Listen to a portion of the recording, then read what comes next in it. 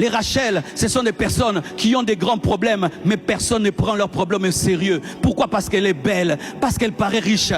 Vous pensez qu'elle n'a besoin de rien. Il paraît fort, vous pensez qu'il n'a besoin de rien. Alors qu'il peut paraître fort, mais il est faible. Elle peut être belle, mais elle ne croit plus en sa beauté. Les Rachel, ce sont des personnes, on suppose toujours qu'elles sont fortes, jusqu'à ce qu'elle va craquer. Et puis vous dites, oh, tu avais ce grand problème.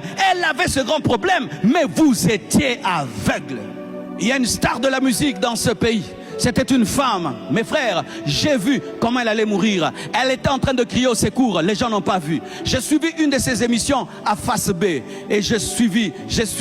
Elle criait, aidez-moi, sauvez-moi, je souffre. Mais personne n'entendait jusqu'à ce qu'elle est morte.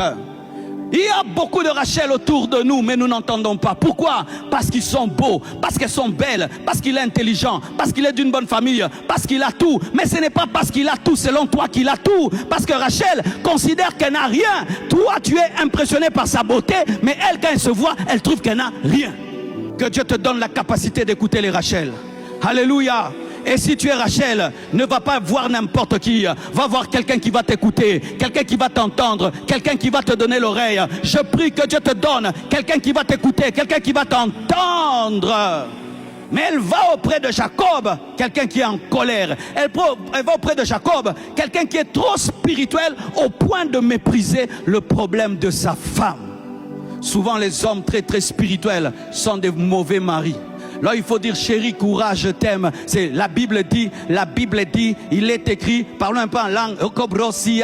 Elle n'a pas besoin de parler en langue. Elle a besoin, doudou, chérie, bébé, je t'aime, le Seigneur te bénira, ça va venir. Il y a un temps pour les versets bibliques, il y a un temps pour les câlins, il y a un temps pour les versets bibliques, il y a un temps pour les câlins. Les frères TTTS, il y a un temps pour les versets bibliques, il y a le temps aussi pour rire ensemble, regarder un film ensemble, regarder un film ensemble, regarder un film ensemble, voyager ensemble, aller à quelque part ensemble. Après Alpha 40, je vais quelque part et pendant une semaine vous ne me verrez pas, je vais redescendre de la montagne. Donne-moi un amen, donne-moi un amen. Un jour Moïse divise en deux la mer Rouge. Un jour Moïse a des expériences extraordinaires. Il pense qu'il est arrivé. Que fait Jéthro? Jéthro vient, il lui amène sa femme et ses enfants pour dire, oh gloire à Dieu, félicitations pour la mer Rouge, maintenant c'est le temps d'être papa. Il y a un temps pour ouvrir la mer Rouge, il y a un temps pour être papa.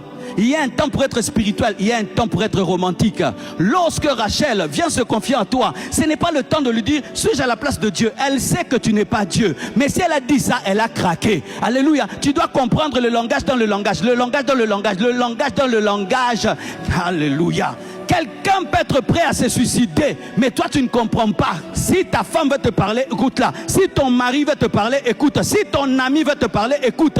Même s'il est riche, même s'il semble fort, il n'y a aucun homme qui est fort tout le temps. Il n'y a aucun homme qui est fort tout le temps. Il n'y a aucun homme qui est fort tout le temps. Même Jésus a dit à ses disciples, je suis triste, triste jusqu'à la mort.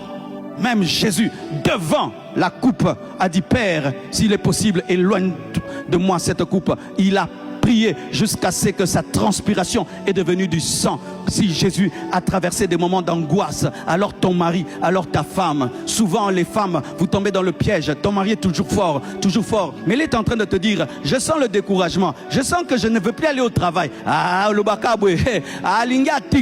dis-lui, sois fort, je t'ai toujours connu, tu étais courageux, relève-toi, continue, tu es un grand homme. Si tu veux que je t'accompagne, je vais t'accompagner. Ce n'est pas parce qu'il est fort tout le temps. Il y a des temps où les forts ne sont pas forts, et Rachel a désiré la mort.